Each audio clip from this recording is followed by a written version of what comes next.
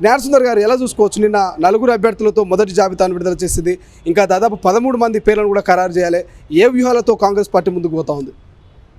అంటే కాంగ్రెస్ పార్టీ గెలుస్తుందనే నమ్మకంతోనే అభ్యర్థుల పోటీ ఎక్కువ ఉంది. వాస్తవాలు, విజయ అవకాశాలు, కమిట్మెంట్, లాయల్టీ అన్నిటిని పరిశీలించి అభ్యర్థిని ప్రకటిస్తారు.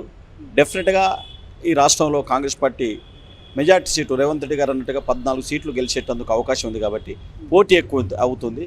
మిగతా పార్టీలకు అభ్యర్థులు దొరికే పరిస్థితి లేదు. బీఆర్ఎస్కు ఇప్పుడు మీరు చూసారు, మల్లారెడ్డి గారు మాజీ మంత్రి, ఆయనే స్వయంగా రేవంత్ రెడ్డి దగ్గర పోయి మేము బీఆర్ఎస్ నుంచి పోటీ చేయం అనే మాట చెప్పే పరిస్థితి ఆసనమైంది. ఇప్పుడు రంజిత్ రెడ్డి గారు ఆయన పోటీ చేయనంటున్నాడు. ఎవరు వాళ్ళకి అభ్యర్థులు దొరికే పరిస్థితులు లేరు. కాంగ్రెస్ పార్టీకి ఏమో పోటీ ఎక్కువైపోయింది. ఆ క్రమంలో పరిశీలన జరుగుతుందో డెఫినెట్గా అభ్యర్థుల ప్రకటన త్వరలో ప్రకటిస్తారు.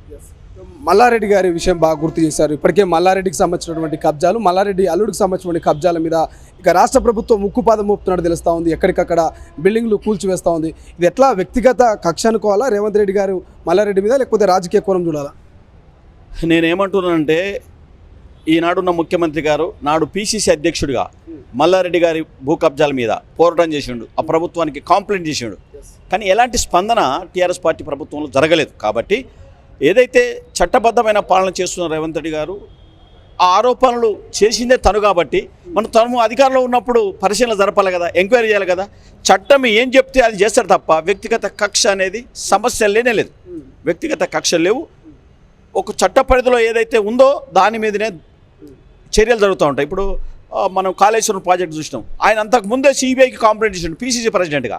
ఇలా ముఖ్యమంత్రి అయింది కాబట్టి తనకు బాధ్యత ఉంది, విచారణ జరిపి ప్రజలకు జవాబు చెప్పాల్సిన అవసరం ఉంది. కాబట్టి అంతే తప్ప వ్యక్తిగత కక్షలు అనేది ఉండవు, లేవు కాంగ్రెస్ పార్టీ ప్రభుత్వం అనేది నా అభిప్రాయం. కానీ ప్రధానంగా మల్లారెడ్డి నేను పాలు పూలు అమ్మినా, బోర్వెల్స్ చేసినా, కాలేజీలు పెట్టినా, ఇవన్నీ చేసి కష్టపడి సంపాదించడం అంటూ ఉన్నాడు. కానీ చాలామంది ఏమో ఆయన అవినీతి అక్రమాలకు పాల్పడిన అంటూ ఉన్నారు. సో ఏది నమ్మాలి వాస్తవానికి?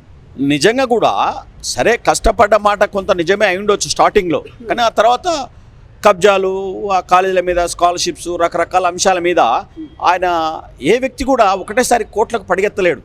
అక్రమ రాబడి లేకుండా, అక్రమ సంపదన లేకుండా, చట్ట వ్యతిరేక ఇల్లీగల్ వ్యాపారం లేకుండా కోట్లకు పడిగెత్తడం అనేది అసాధ్యం.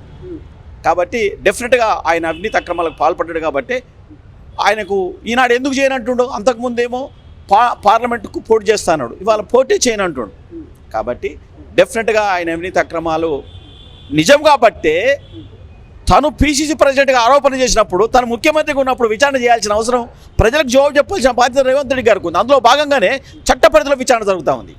ఇక లోకల్లో మేడ్చల్కి సంబంధించినటువంటి నాయకులంతా కూడా కాంగ్రెస్ పార్టీలోకి మల్లారెడ్డి వస్తే మేము ఆహ్వానించము, ఇక ఆయన చేసిన కబ్జాలు కావచ్చు, ఏవైతే ఆ దోపిడీ చేసినటువంటి ఆ డబ్బంతా ప్రభుత్వానికి అప్పచెప్తే కానీ మేము అప్పుడు చేర్చుకుంటామంటూ కామెంట్ చేస్తున్నారు. నిజంగా మల్లారెడ్డి వస్తే కాంగ్రెస్లో చేర్చుకుంటారా?